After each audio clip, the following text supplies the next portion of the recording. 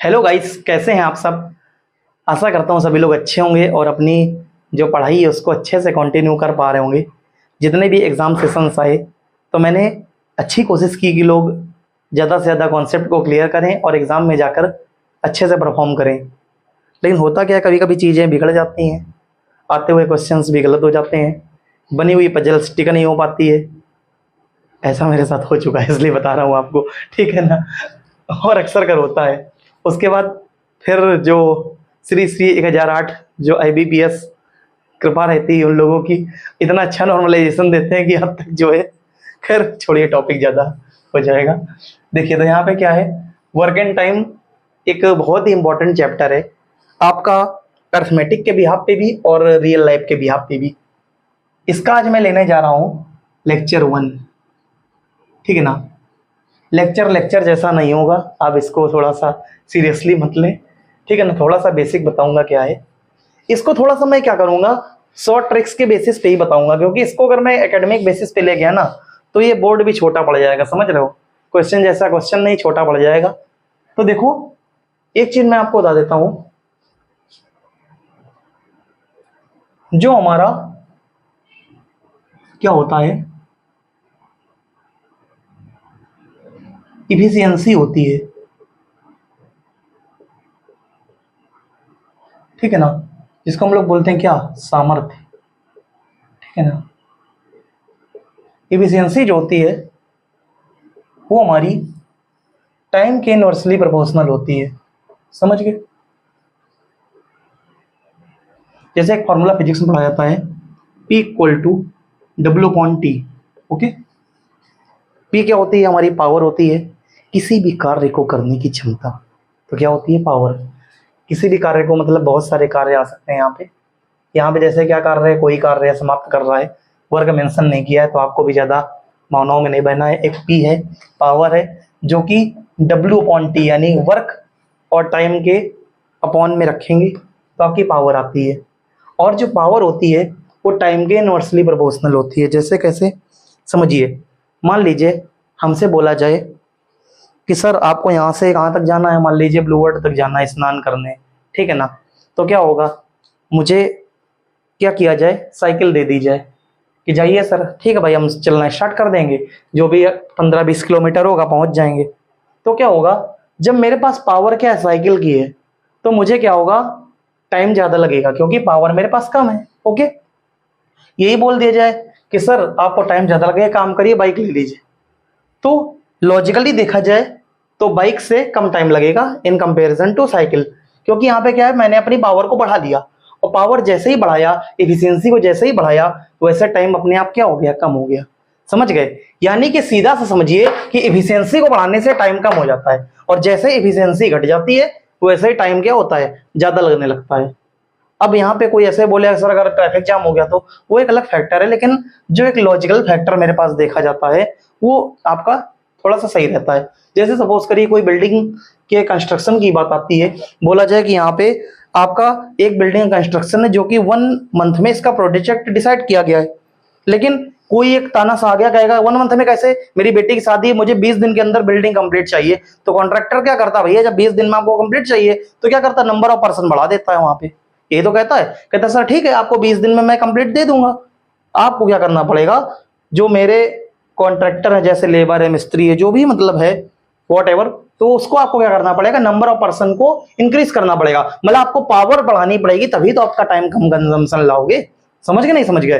तो सीधा सा कॉन्सेप्ट क्या है, आपको टाइम के कंजम्पशन को कम करने के लिए इफिशियंसी को बढ़ाना ही पड़ेगा, समझ गए। और यहाँ पे क्या होता है, जब यहाँ पे एक चीज और आती है, जो इफिशियंसी होती है हमेशा वर्क के डायरेक्टली प्रोपोर्शनल होती है, यानी जो पावर होती है वो भी वर्क के डायरेक्टली प्रोपोर्शनल होती है, दोनों है। तो बात है कि मतलब क्या होता है कि जैसे जैसे आप आदमी बढ़ाओगे वैसे वैसे आपका काम बढ़ेगा, सीधी सी बात है भाई। जैसे मान लीजिए सपोज करिए आपका ये तो रिलेशन हो गया डायरेक्ट, ये क्या हो गया, इनवर्सली रिलेशन, तो आपको दोनों चीजें समझ में आनी है। ऐसे ही सेम स्पीड और डिस्टेंस टाइम ट्रेवल का भी फॉर्मूला होता है, उसको हम लोग जब पढ़ेंगे बाद में तब डिस्कस करेंगे। लेकिन यहाँ पे आपने जो देखा इसको अच्छे से समझिए कि जो एफिशिएंसी होती है वो टाइम के इनवर्सली प्रोपोर्शनल होती है।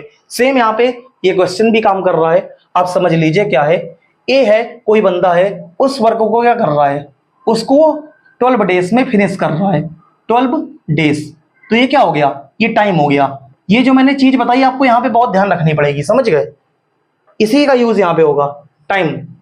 और क्या लिखा है, ए और बी मिलकर इसी काम को 8 दिन में खत्म कर सकते हैं। अब देख लीजिए यहीं पे आपका एफिशिएंसी और टाइम का रिलेशन आ गया। ए कोई बंदा था, उस काम को 12 डेज में कर रहा था, बट ए और बी दो बंदे मिल गए, यानी कि एक बंदा और एड ऑन हो गया, तो वही काम के जो 12 दिन में हो रहा था वही कितने दिन में हो गया, 8 दिन में। यानी कि आपने एफिशिएंसी को इंक्रीज किया तो नंबर ऑफ डेज टोटल घट गए कि नहीं घट गए, देखिए यहाँ पे 12, यहाँ पे 8। ओके, समझ गए नहीं समझ गए, देखिए तो यहाँ पे ए और बी दो बंदे आ गए, इंक्लूड हो गए, तो उसी काम को 8 डेज लगे। यानी जैसे आपने पर्सन बढ़ाई, एफिशिएंसी बढ़ाई, टाइम आपका घट गया, समझ गए। अब उसके बाद क्या आएगा, यहां पे आप क्या करोगे, टाइम और बगल में लिखोगे क्या, एफिशिएंसी, चाहे लिख दो पावर या फिर लिख दो क्या, एफिशिएंसी। ठीक है, एफिशिएंसी लिख दिया। तो जो टाइम का उल्टा होता है वो क्या होती है, एफिशिएंसी होती है। या फिर एक काम करिए, ऐसे न निकालिए, पहले इन टाइम का क्या करिए, एलसीएम ले लीजिए। तो जो एलसीएम होगा वो आपका टोटल वर्क आएगा, समझ गए। 12 वाट का एलसीएम क्या होगा, आई थिंक 24 होगा। ये होता है टोटल वर्क, क्या होता है, टोटल वर्क। और किसका होता है, इन दोनों का आपको लेना होता है एलसीएम। ठीक है, जो भी फिगर 2 और 4 जितने फिगर हैं, टोटल आपको एलसीएम लेना है। एलसीएम आपका क्या होता है, टोटल वर्क होता है। और टोटल वर्क होता है तो वर्क को टाइम से डिवाइड कर दीजिए, तो क्या आ जाती है आपकी पावर, एफिशिएंसी। अभी आपने देखिए फार्मूले के थ्रू सीखा, उसी को यहाँ पे इंप्लीमेंट कर दीजिए। मतलब ये 12 डेज है, 8 डेज है, इन दोनों का एलसीएम क्या होगा, टोटल वर्क। टोटल वर्क क्या होता है, ऐसा वर्क जो कि आपको टोटली असाइन किया गया है, करने के लिए बोला गया है, ठीक है ना, तो आपका टोटल वर्क हो गया। नेक्स्ट फिर आपका क्या है, देखिए टोटल वर्क, बगल में आपकी हो गई क्या, एफिशिएंसी। शॉर्ट में नोट कर दीजिए, ज्यादा कोई दिक्कत नहीं है। एफिशिएंसी आपको 12 से डिवाइड करो, कितनी एफिशिएंसी आ गई इसकी, 2, 8 से डिवाइड करिए 3। समझ गए नहीं समझ गए। अब इसको देखिए, कंपैरिजन कीजिए, ए की पावर कितनी है अकेले की, 2, ए और बी की टोटल पावर कितनी है, 3। अब सोचो, ए की अकेली पावर 2, दोनों की मिला के 3, तो बी के अकेले की पावर कितनी हो गई, 1। सिंपल सा है भाई, जब ए की पावर 2 है, दोनों की मिला के 3 है, तो बी के अकेले की पावर कितनी हो गई, सिंपल सी बात है कि ए की जो बी की एफिशिएंसी है 1 हो गई। अब मेरा जो बोल रहा है, बी अकेला इस काम को कितने दिनों में खत्म करेगा, तो सीधी सी बात है भाई, टाइम आपको निकालना है। टोटल वर्क दिया है, एफिशिएंसी दी है, तो टाइम निकालने के लिए क्या करेंगे, time equal to work upon efficiency. सीधी सी बात है, फार्मूला आपके सामने, तो क्या हो जाएगा, कैसे रख लीजिए, टोटल वर्क में आप एफिशिएंसी डिवाइड कर दीजिए, आपका 24 डेज जो आएगा ये आपका आंसर आ जाएगा। क्योंकि जो आपका बी बंदा है उसके पास A1 एफिशिएंसी है, 1 एफिशिएंसी से 24 काम कराना है, तो कितने दिन लगेंगे, 24। एक्चुअली क्या है, आपने XYZ दुनिया भर का ये सब नौटंकी ना करके सीधा सा क्वेश्चन फिगर में कर दिया। और फिगर में क्वेश्चन सीधा से इसलिए आसान हो गया कि पूरी मैंने आपको फॉर्मूला फॉर्मेट बता दिया, और सेम वेरिएंट यहाँ पे भी है। हमेशा क्या होता है, इसका टाइम का उल्टा एफिशिएंसी होती है, इन दोनों का एलसीएम टोटल वर्क होता है, और इसी के अकॉर्डिंग सारी चीजें चलती रहती हैं। पावर, वर्क और टाइम, यानी एफिशिएंसी, वर्क, टाइम, इसी पे पूरी चीजें चलती हैं, सारा फिगर इसी पे चलता है। कितना भी बड़ा से बड़ा क्वेश्चन आ जाए, आप कभी भी इसमें परेशान नहीं होंगे, क्योंकि अगर आपके कॉन्सेप्ट स्ट्रांग है तो चीजें आपके लिए फ्लेक्सिबल हो जाएंगी। इसमें बहुत सारे कॉन्सेप्ट वेरी करेंगे, हो सकता है इसकी 5 से 6 या 7-8 क्लासेस मुझे लेनी पड़े, लेकिन कॉन्सेप्ट जो बेसिक है यही रहेगा। अगर आपने इसको समझ लिया, इसके इनवर्सली रिलेशन को समझ लिया, इसके डायरेक्टली रिलेशन को समझ लिया, तो शायद ही कोई क्वेश्चन हो जो इसमें आपको प्रॉब्लम हो पाए। तो ज्यादा चिल्लाने की कोई जरूरत नहीं है, क्वेश्चन खत्म हो चुका है, आंसर आपका आ चुका है, 24 डेज ही आएगा। तो यहाँ पे हम लोग अपनी इस क्वेश्चन को समाप्त करते हैं। अगर आपको कोई डाउट आया हो तो कमेंट सेक्शन में पूछिएगा, जो भी वर्क एंड टाइम में रिलेशन में डाउट है।